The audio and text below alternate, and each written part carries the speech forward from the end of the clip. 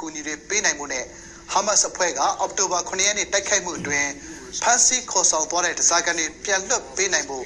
တိုက်ပွဲတွေခိတ္တရဲရဲ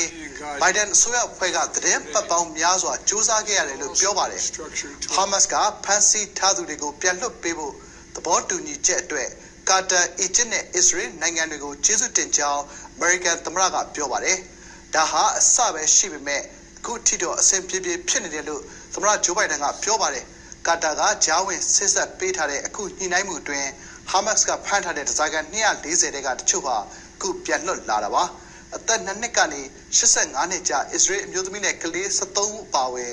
ဓားစာခံ24ဦးကိုတောက်ချန်နေညနေပိုင်းကပြန်လွတ်ပေးလာပါတယ်။ဒါ့အပြင် Hamas ဟာထိုင်းနိုင်ငံသား10ဦးနဲ့ဖိလစ်ပိုင်နိုင်ငံသား2ဦးကိုလည်းပြန်လွတ်ပေးခဲ့ကြောင်းကာတာအစိုးရကပြောပါတယ်။အချိန်တည်းမှာပဲအစ္စရေးအစိုးရကပါလက်စတိုင်းအမျိုးသမီးနဲ့အရွယ်မရောက်သေးတဲ့အမျိုးသား39ဦးကိုလွှတ်ပေးခဲ့ပါတယ်